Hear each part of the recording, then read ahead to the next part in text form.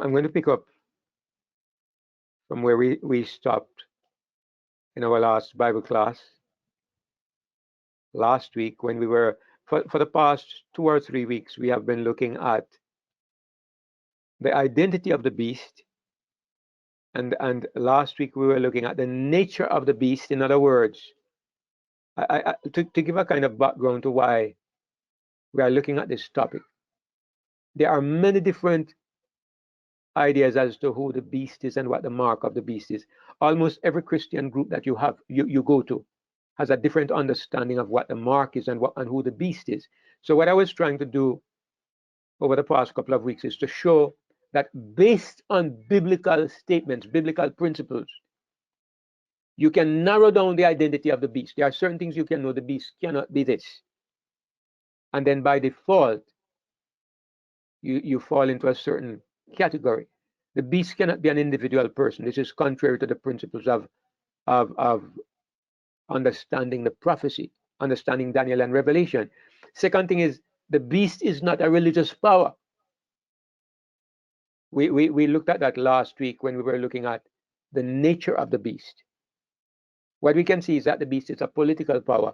And another thing that came up last week is that the beast, this is my description of it, that the beast is an atheistic power. Now, I don't want to cause any misunderstanding. I know in the past people have said that I said that atheism is the beast, and that is not true. Atheism is not an entity. It's a quality. It's a belief. It's not an entity. So I couldn't say that atheism is the beast. But what I do believe is that based on our examination of the characteristics of this beast, I think it is probably an atheistic power. I certainly know that it is an anti-Christian power, maybe an anti-God power. I'm of the belief that it is an atheistic power. Somebody said, well, the beast does have a God. The God of the beast is science, or the God of the beast is everybody worships some kind of idol. The beast worships science, or the beast worships knowledge. So the beast does have a God. You could say this. This is if you go overboard. Everybody has a God. You could say a dog has a God, right? This is speaking about the using the title God in a kind of expanded way. But when you look at, there is something called an atheist. Every atheist in some way, you might say, worships himself, or he worships education or something. You can extend the definition of worship to say everybody worships something. But then our argument becomes irrational, and we are not able to define our terms properly. So when I say atheist, I mean some institution or some person that officially denies the existence of a God. The person might worship some kind of idol, might worship himself without defining it as worship or so, but he's obsessed with himself. But when I say atheist, I mean somebody or something that officially rejects the idea that there is a God.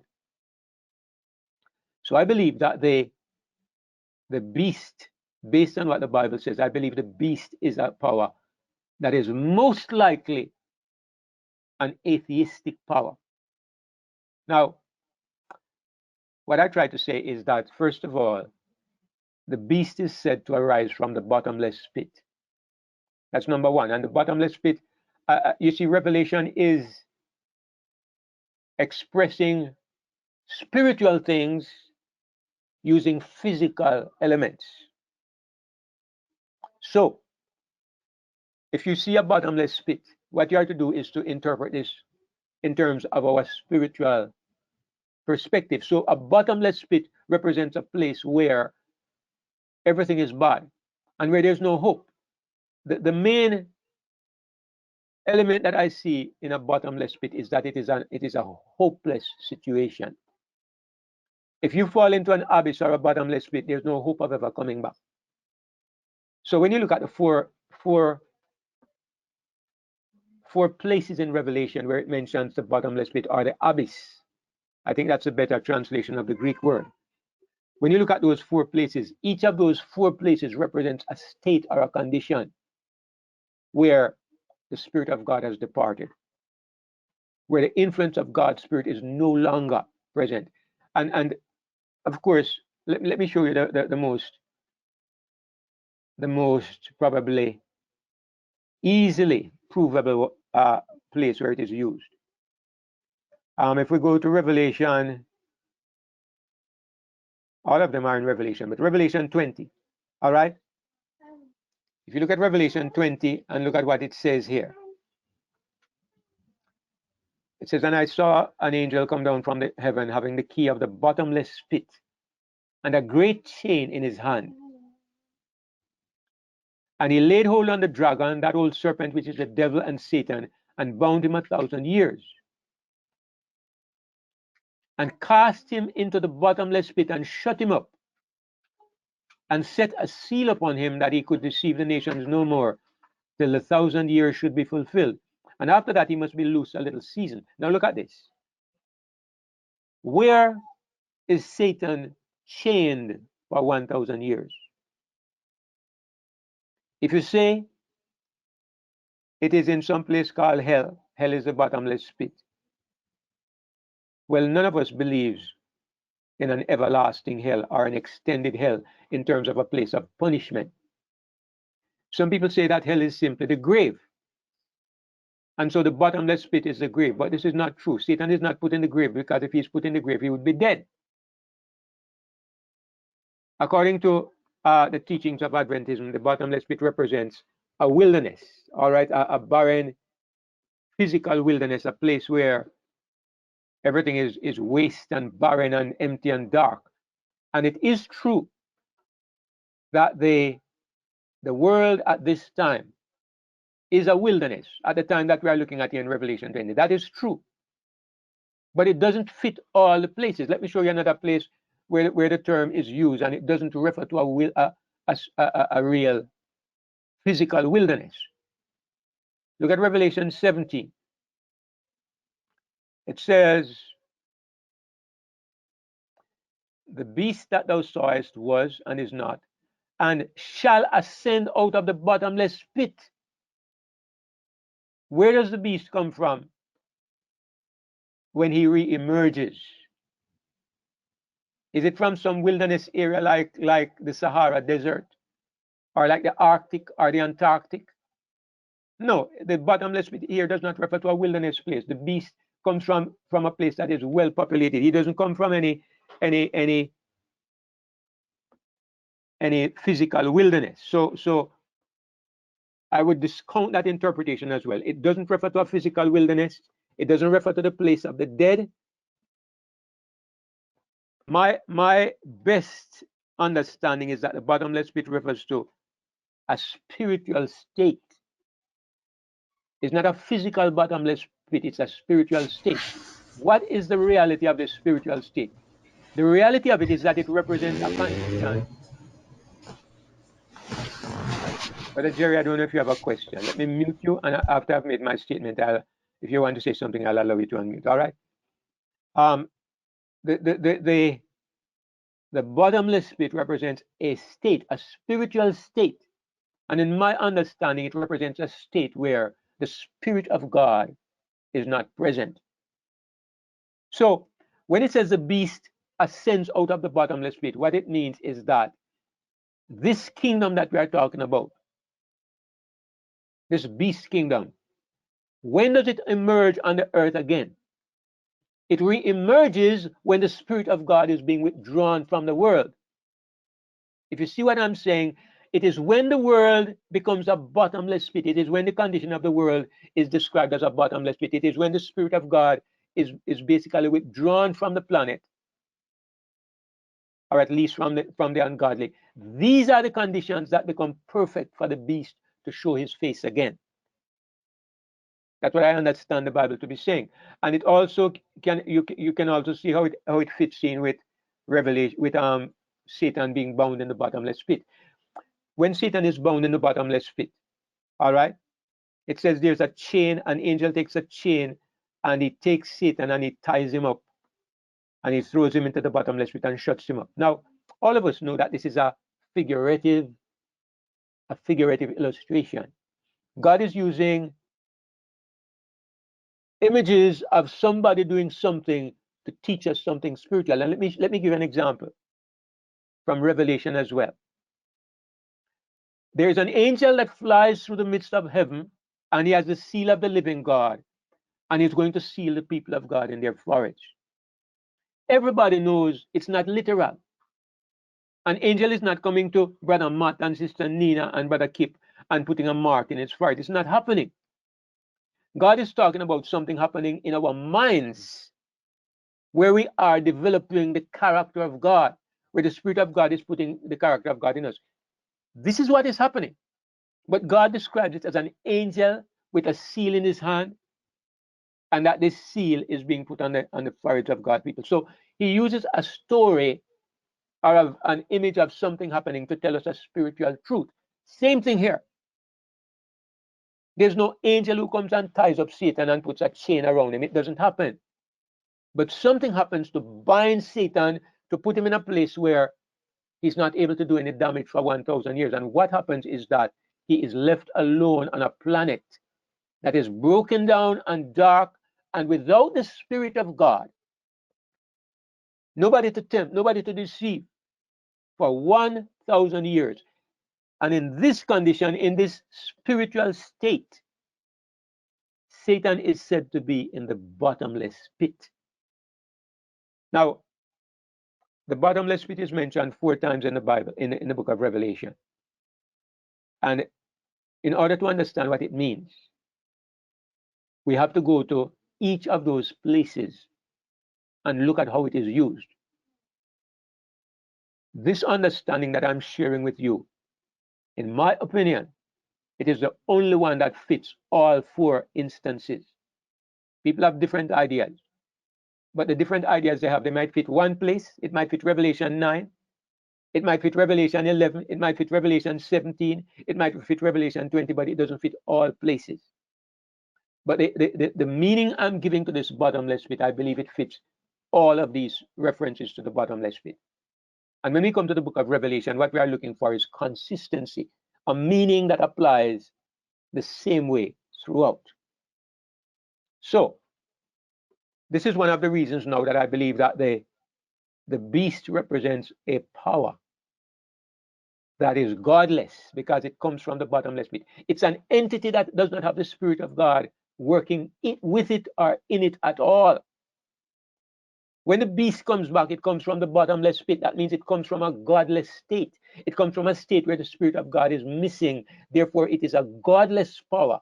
The second thing that makes us know that this beast is a godless power, if I may put it in my words, I would say that the beast is an atheist, all right? But of course, the beast is not an individual, it's a system. But I would say that this beast system is a godless system, maybe an atheistic system. And the second thing that makes me think this, notice that the beast hates the woman. At first, the beast is working with a woman.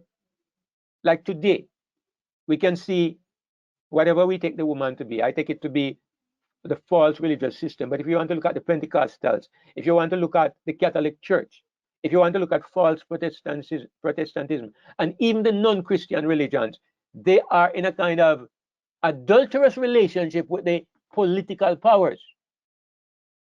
They have meetings with them. They are involved in their programs. It's very prominent in a place like Jamaica. And even in America, you can see how the evangelicals lined up behind Donald Trump, and they are very much involved in trying to change the course of the history of the United States. Very, very involved. Most of them have an idea that being a good Christian means getting yourself involved in the political system. So there's some kind of adulterous relationship that the religion has with the state. However, the Bible says, Revelation 17 says, that the time is coming when the powers that take over, the 10 horns, when the beast is represented by 10 horns, 10 political powers, They will hate the woman. They will eat her flesh. They will make her naked and they will burn her with fire. So when the beast emerges from the bottomless pit, the romance between the beast and the woman is broken. And the 10 horns representing the beast, which are the mouthpiece of the beast, which have given their power and their strength unto the beast, they turn around and they rape and they loot and they devastate the woman. So now the beast no longer has a connection with false religion. That should be very obvious. What about true religion? Well, the Bible says at that point they shall make war with the Lamb. But the Lamb shall overcome them because he's King of kings and he's Lord of lords. And those that are with him are called and faithful and chosen. So the beast makes war on true religion. And he basically wipes out false religion. So the beast is not a religious power. That is why I am of the opinion that the beast is an atheist. It's an atheistic power. And I would add to this by saying, you know, I've tried to point out that the beast represents a European power. Right now, the most atheistic continent on the planet Earth is Europe. Right now, America is way behind in this respect. But if you ask what is the main overriding philosophy or sentiment behind Europe in general, the European Union, it is anti-God. Sometimes some of the things that happen there seem to suggest that it's not even anti-God as much as it is drifting into paganism. But I think the pagan elements that we see in Europe are simply Europe attempting to mock or to mimic ancient practices without actually trying to get into the religion that was involved. Because European people are basically, the governments of Europe are basically godless. They are atheistic. They are the God of Europe, if you want to call it a God. The God of Europe and increasingly the God of America is the God of science. If they worship anything, it is science. The God of Europe is evolution and science. And that has become the God of the present age, especially in the developed countries. You know, most of us probably have seen the video that they put out recently of the Commonwealth Games when they brought this bull out and the people were bowing before this bull and the strange things that were happening in connection with the bull. They say it is just a cultural event, but it's strange that they choose the symbols. And if you look at what happened when they opened the Switzerland Tunnel a few years ago, it was raw, straight spiritualistic paganism. But for them, it's just a cultural event. They are going back to the roots of Europe, and they are going through these practices to commemorate their past. But as I said, there's something very strange about Europe. And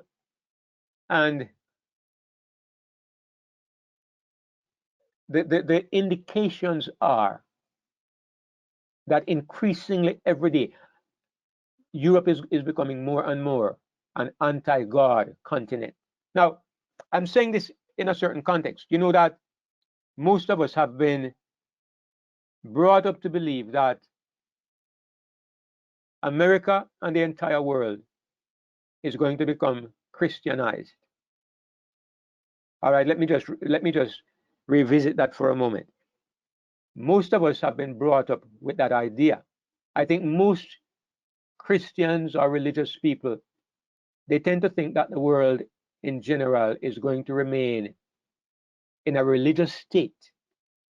And what we were led to believe is that the last conflict on this planet is going to be between different religions. In other words, the whole idea is that Sunday worshiping Christians are going to turn around and persecute Sabbath keeping Christians. That the last great conflict on this planet between God's people and other people is going to be a Sabbath Sunday conflict.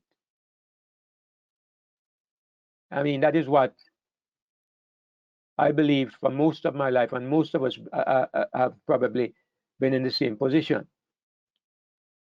But as I examine the prophecies more closely, I don't believe that is correct at all. I don't believe. I believe that what the Bible is saying is that the last conflict on the planet will be between a godless power that will try to destroy not just Sabbath keepers, but all Christian religion. I'm not going to go so far and say non-Christian yet. That needs a little bit more study, but I'm sure that all Christian religion, or all religions that are labeled Christian, whether it is Babylon or the true religion of Christ, the beast will be against it. Let me tell you, atheists are not just against Sabbath keepers. Atheists are not just against true Christians. For them, there are no true Christians. For them, anybody who talks about the Bible and about Jesus Christ and who acknowledges Jehovah and who depends on the Bible is an enemy of reality, is an enemy of science. And atheism hates, by nature, it hates this kind of belief. And what I see based on these prophecies is that this hatred is to increase and multiply till the time comes that the beast destroys the woman. And the woman I believe to be the false religious system. And it will try to destroy God's true religion. Now, this is basically what we looked at before. And one other point that I made was we went to Revelation chapter 14 and we looked at what it says about the third angel's message in Revelation 14. We looked at it and we saw that the third angel's message warns people that those who worship the beast and receive his mark, it says that what will happen to them is that they will suffer the fate of Sodom and Gomorrah. It does not use the word Sodom and Gomorrah, but the description is very clearly pointing to Sodom and Gomorrah. It says that they'll be tormented with fire and brimstone, just like Sodom and Gomorrah, in the presence of the holy angels, just like Sodom and Gomorrah, in the presence of the Lamb, just like Sodom and Gomorrah, and the smoke of their torment ascended up forever and ever. In Genesis, it says it went up like the smoke of a furnace. These are the elements that point to Sodom. Now, this evening, I'm going to go to another place in the Bible. I'm going to go to another passage that I believe lends strength to what we shared before. All right, I hope we can all see my screen. Yes. All right. So,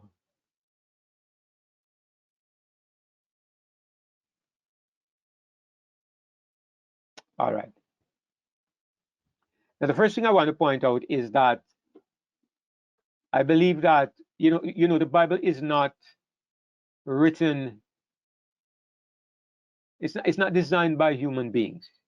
God is the one who designs the Bible, and because of this, one of the striking things about the Bible that makes you sit up and take notice is that you find that there's a connection between one part in the Bible and another part when it's different writers in different ages, and yet the truth comes out so strikingly and so similarly that you're amazed. You have to say there's a divine hand behind it. So, although the Apostle Paul does not mention the mark of the beast, I believe that he talks about the mark. And he doesn't talk about the mark, he describes the mark. In Romans chapter 1, I believe he describes the mark and the elements of the mark. And I'm going to show it to you this evening. I know we went through this already, but we are going to remind ourselves this evening because I think the evidence is very striking. So let me go to let me go back to the Bible. Let me go back to the Bible because right. I want to read the Bible first, and then afterwards I'm going to go and look at the comparison between what Paul says and what John says about the mark of the beast. Now I'm going to go to about verse 18. Let me start from verse 18. And I invite you all to follow with me as I read through this passage. It says, "For the wrath of God is revealed from heaven." I'm going to ask you to pay attention and try to remember the things that we are reading, because when I read through this, I hope I don't have to come back and prove anything. I hope you'll have it in your mind. "The wrath of God is revealed from heaven against all ungodliness and the unrighteousness of men who hold the truth in unrighteousness." Verse 19 says, "Because that which may be known of God is manifest in them, for God hath showed it unto them." Verse 20, "For the invisible things of him from the creation of the world are clearly seen, being understood by the things that are made, even his eternal power and Godhead, or his divinity, divine power, so that they are without excuse." Now, verse 21, "Because that when they knew God, they glorified him not as God, neither were thankful, but became vain in their imaginations, and their foolish heart was darkened. Professing themselves to be wise, they became fools, and changed the glory of the uncorruptible God into an image made like the corruptible man, and to birds and four-footed beasts and creeping things." Every time I read this, I think about the theory of evolution. I don't know what else can come to my mind. "Wherefore God also gave them up to uncleanness through the lust of their own hearts, to dishonor their own bodies between themselves." Look at, I'm getting to my main point in a moment. "Who changed the truth of God into a lie, and worshipped and served the creature more than the Creator, who is blessed forever. Amen." This is idolatry, but it is also modern idolatry, where the human race, the educated, developed world, has served creation more than the Creator God. You know that some of these lunatics are worshiping the world itself?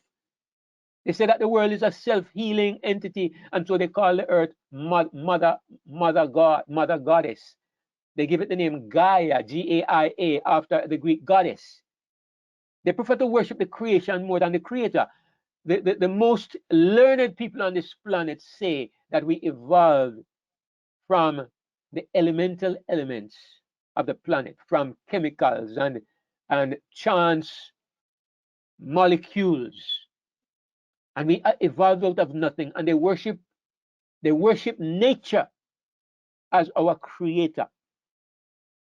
Paul never encountered the theory of evolution as we have it today, but he is very much describing it here. But look what it says next. "For this cause, or because of this, God gave them up unto vile affections." So what it says, when it says God gave them up, it means that God abandoned them. Okay? When people know God, they have the opportunity to know God. Everything points to God, like these lunatics.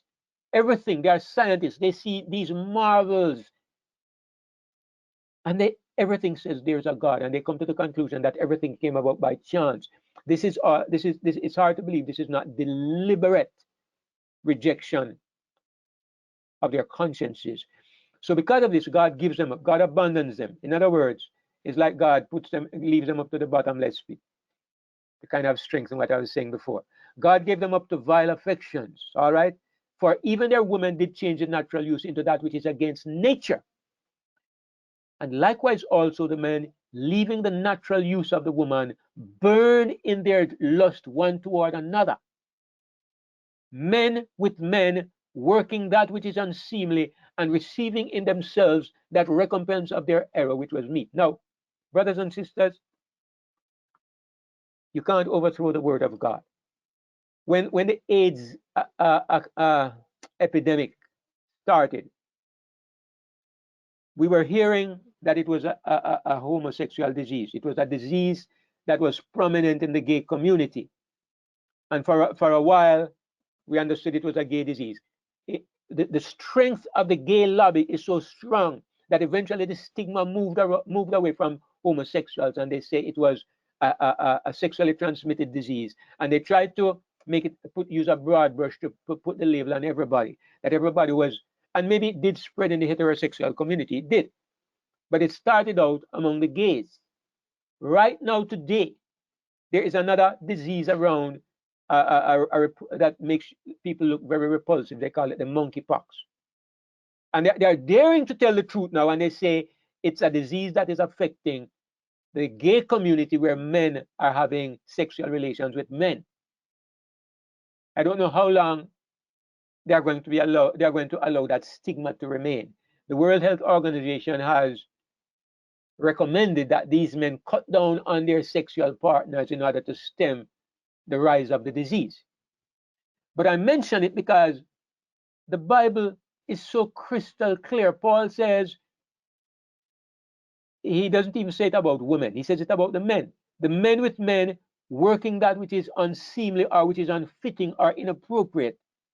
And he says they receive in themselves the penalty or the recompense of their error, which was meet or which was fitting. What he's saying is that when people get involved in this, there are consequences that take place in their bodies. There are diseases that are gay diseases that are spread by the gay community. This is what Paul is saying. And life today is proving that it is the truth. Now, I've had many of my friends, all right, many of my friends say, I need to be more sympathetic towards these people because many of them, they have these natural desires. They didn't choose to be this way. And you know, what is true is that many times it seems that I'm misunderstood because maybe I speak forcefully. But the thing is, at the moment, all I've done is quote the Bible. That's all I've done. I've not given my opinion yet. So I'm going to give you my opinion in a moment. But first of all, accept what the Bible says. Now, let me explain that I do accept that because of genetic degradation and because of the perversity of the human race, the degeneration that has taken place over 6,000 years, most of us are born perverted. Me too. I was born perverted. And many a morning I pray to the Lord and I thank Him that even though I have perversity in my nature, He has preserved me. I've not embraced my perverse nature. I've not embraced that. When I became a Christian, I knew what I was. And by the grace of God, I am what I am. By the grace of God, for 47 years, those shameful things that are in my genetics. This morning in talking to God, I said, why are they shameful? Because God knows everything. And God knew what I was before I was born. Why would I be ashamed for Him to know? But the thing is, they're shameful because nobody wants anybody to know that this is what I am inherently. But we are all born distorted. To be born distorted is not a shame unless we're among unenlightened human beings. To be born deformed is simply the consequence of our sinful environment. But the problem is when you embrace the ugly and the distorted and you say, it is what I'm going to hold on to because I was born this way, and you refuse to accept God's provision to cure what you have, this is when it becomes rebellion against God. I don't believe that homosexual desire is stronger than heterosexual desire. If we say that because a man is a homosexual or he has homosexual desires, or a woman, we should allow them to do that because they were born this way. Then I will say to you, then you should allow every man to have multiple wives, because I'm going to tell you, and you should never condemn fornication. Because fornication, when a boy is 17, 14, his body starts reacting on its own. You don't, as a matter of fact, sometimes from he's a baby, you don't tell it how to behave. It behaves and shows you that there are desires there. Yet God says, control those desires. God says, I will help you to control those desires. God says, I will change you. So, the fact that a person is born a certain way is not an excuse for sin. No, whether homosexual or heterosexual. That's the first point I want to make. But secondly, let us notice something.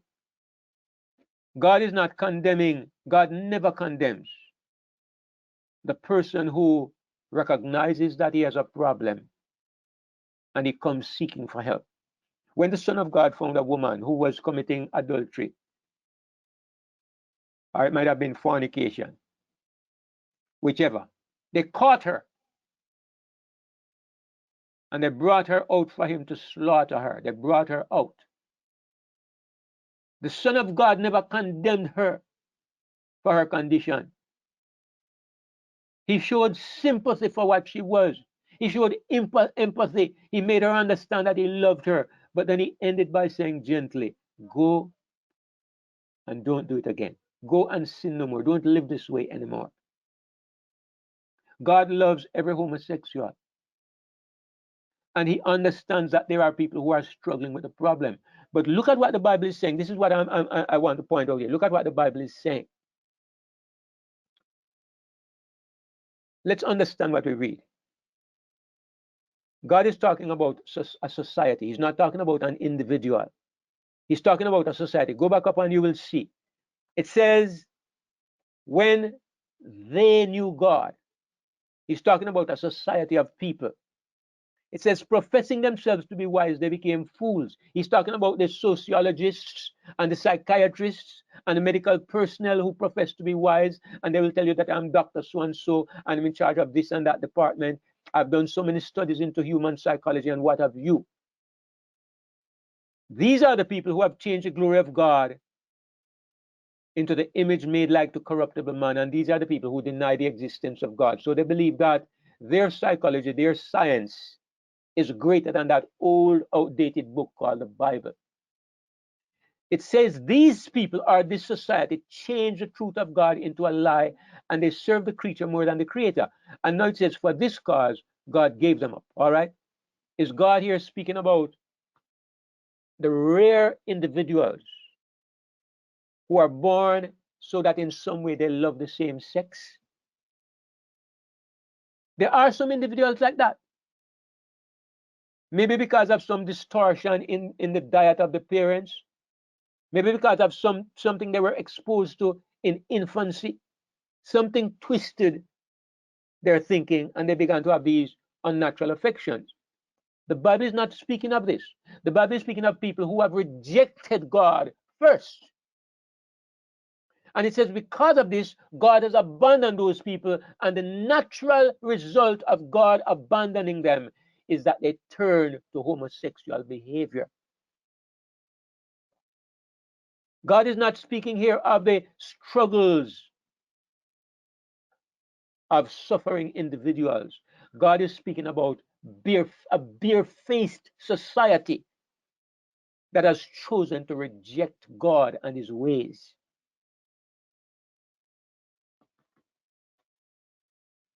Think Europe. Think Canada. Think the United States. Think the developed countries, Australia, Argentina, Brazil. These are the rich countries of the world, and they are the countries where the greatest incidence of atheism exists. And these are the places where people are, they say they are coming out. Okay, they are coming out. They are turning to this perverted lifestyle in droves. You see, there's a principle that I just want to remind us of. My father taught me a little memory gem. I heard him use it, and he used it so many times that it stuck in my memory. And here's what it says. It's from a poem, but here's what it says. It's a little archaic language, so I'll need to interpret it. It says, vice is a monster of such fearful mien, that's MEIN, as to be hated needs but to be seen. But seen too oft, familiar with her face, we first endure, then pity, then embrace. Wow. I'm going to say it again. I'm going to paraphrase. Vice or evil is a monster that has such an ugly face, has a fearful mien. It has an ugly face. Evil has such an ugly face that in order to hate it, you only need to see it. If you see it, you will hate it. Evil is so ugly. But hear what he says next. But seen too often, we become familiar with her face. And first we learn to tolerate or to endure the thing. Then we learn to pity the thing. Then we learn to embrace the thing. Brothers and sisters, is it the truth? You know the answer. It's absolutely true. When the thing is blaring in your face on the TV every day, it's in the advertisements, it's on the movies, it's on the billboards, it's in the language that you hear on the street. They have pride parades. Everything is in your face. Everything is in your face. First of all, you are disgusted. Then it comes to the place where you ignore it. Then it comes to the place where you simply think it's not as bad as I thought it was. Then you begin to become sorry for the people who are involved. Then you embrace it. I can tell you that there are hundreds of young people who are coming out as gay because it's fashionable, coming out as transgender because it's fashionable. People who would never dream of indulging in that. If it were the days when people understood that this was evil and it was wrong, myriads of them would have nothing to do with it. But because we have become so familiar with the face of it, we first endure it, then we pity it, and we embrace it. This is what Paul is talking about here. They reject God, and God gives them up. And because God gives them up, one of the outstanding marks of a society that has rejected God is the practice of homosexual behavior. See it in the Bible here.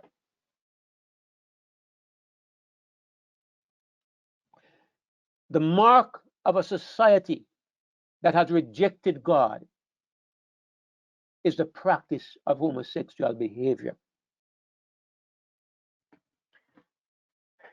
I hope everybody can see the logic of what I'm trying to say. You can see why I can go to the Bible and come to this conclusion. In Romans chapter 1, undeniably, Paul is talking about atheism, rejection of God, and turning to the worship of creation instead of the creator.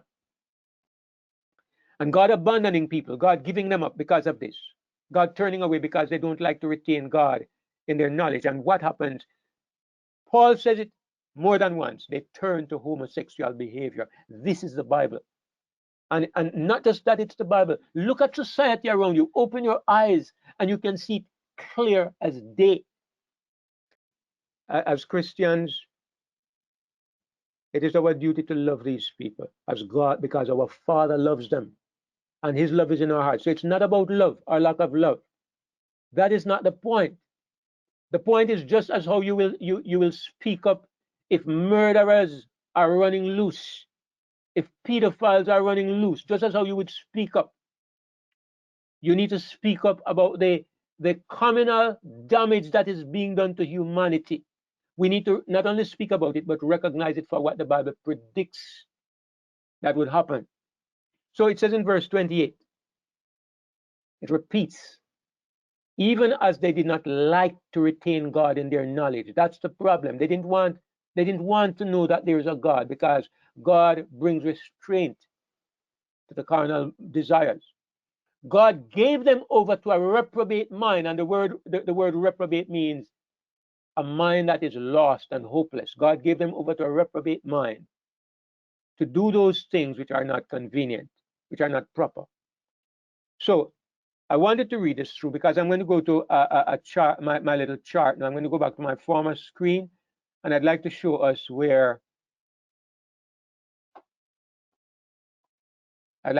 how this correlates to what Paul says in Revelation 14. All right. So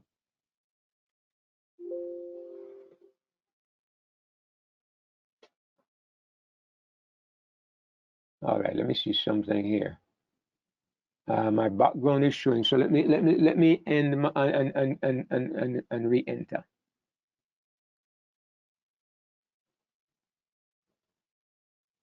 All right, should be better here now. All right, good. All right, so on the left, I have written down the elements of the third angel's message. In the right panel is a list of things that correspond almost exactly, and they are taken from Romans chapter 1. I've lined them up like this because I want to show you that Romans 1 is corresponding to the third angel's message. And the reason I'm doing this is because I'm focusing on the fact that the worship of the beast and the mark of the beast may be something that is described in Romans chapter 1. That's the connection I'm trying to make. We started out by pointing to the fact that the beast in Revelation 17 and 13 is a God-hating power. It's from the bottomless pit. It hates religion. So it's likely to be an atheistic power. You go to Romans chapter 1 and you see Paul describing atheism, and he tells you the consequences of atheism. So then you go to the third angel's message, the warning against worshiping the beast, and you see it pointing to Sodom, and you see Romans chapter 1 focusing on the behavior of Sodom. Put both these chapters together, both these situations, the mark of the beast situation and Romans chapter 1, and you see many connections. The reason I'm doing all of this is I'm trying to say, brothers and sisters, I am not telling anybody that homosexual behavior is the mark of the beast, because I can't put it together perfectly in my mind yet. But what I'm doing, I'm showing connections that are so striking that at the very least, it's worth going and examining the issue carefully. Now, Paul says in Romans chapter 1, in the right panel, first point number 1, I'm not ashamed of the gospel. Third angel's message, it says the angel flies through the midst of heaven having the everlasting gospel to preach. Gospel, gospel. Point number 2, third angel's message. The angel says, give glory to him. Romans chapter 1, Paul says they glorified him not as God. They did not give glory to him. Point number 3, the angel says, for the hour of his judgment is come. Romans chapter 1, I mean, it's not in the exact sequence. I've put it in the sequence to match what it says in Revelation, right? In Romans chapter 1, when it talks about this gay behavior and the rest of it, it says, they know the judgment of God. The word judgment is there, just like the word judgment is there in the third angel's message. Point number 4, it says, worship him that made heaven and earth and the sea and all that is in them. Over in Romans, it says they did not worship the Creator. When they knew God, they glorified him not as God. They didn't worship him as God. Even though his power was shown, they saw his power in the things that were made. It corresponds to the God who made heaven and earth and the sea and the fountains of waters. The same elements are there in Romans chapter 1. In Revelation, it says they worship the beast. In Romans, it says they worshiped and served the creature more than the Creator. Revelation 13, it says they also made an image of the beast. Romans chapter 1, it says they made an image of created things, four-footed beasts and creeping things. Revelation chapter 13 says they receive a mark in the forehead. Now we understand that the mark in the forehead refers to something where you agree with the mark, even though you may not receive it in your hand. That's an interpretation. But based on that interpretation, I see in Romans it says they take pleasure in those who do these things. They take pleasure. In other words, you have people who don't practice this gay lifestyle and the other things that are mentioned. But they take pleasure in the ones who do it. All right, there are those who support the gay lifestyle. They defend the gay lifestyle, even though they are not homosexuals themselves. And that is what Paul says. He says they not only do these things, but they take pleasure in those who do them. So to me, this corresponds to the mark in the forehead, that is those who agree with it, and the mark in the hand, that is those who practice it. Now, I'm just putting these ideas here because, like I say, okay, people have said that I've been teaching that the homosexual behavior is a mark of the beast, and each time I've had to deny it. I've had to say I didn't say that. To be honest, I've come pretty close to saying it, okay? But each time I've always had the disclaimer that says I don't understand it well enough to say it is. But what I'm seeing is that there are some striking connections that you can make. There are just one or two little questions. If I can find the answers to them, I will come out boldly and say it is the mark. But there are still one or two things I'm trying to find the answer for those little things. But at the same time, the connection is so striking, I think I would be doing a disservice if I don't point it out. In Revelation 14, it says, the one who has the mark, God's wrath shall be poured upon him. In Romans 1, it says that the wrath of God is revealed from heaven. In Revelation, it says that, well, it doesn't say clearly that it is a close of probation. All right, but it implies that it is a close of probation. They will have no rest day or night who receive the mark. It talks about the end of God's grace. And in Romans 1, it says the same thing in a different way. It says, God gave them up. When God gives you up, it's a close of probation. It means that God no longer is dealing with you. Revelation 14 says that they keep those who escape the mark of the beast, they have the faith of Jesus. In Romans chapter 1, it states, the just shall live by faith. So what I'm saying is that you can look at this list of 12 things. Maybe there are more. I found 12. But you find a striking parallel between the third angel's message, the situation that is there, and what Paul says happens when people know God and then they reject God. Look at the world today is what I say. And look at what is happening when people know God and they have rejected God. Paul's words are being fulfilled point by point perfectly.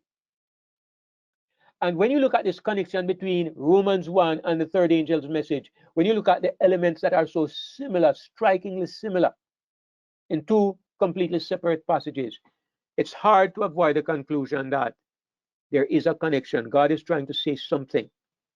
When you look at the third angel's message and you see that it is focused on the destruction of Sodom, it's hard to escape the idea God is trying to say something.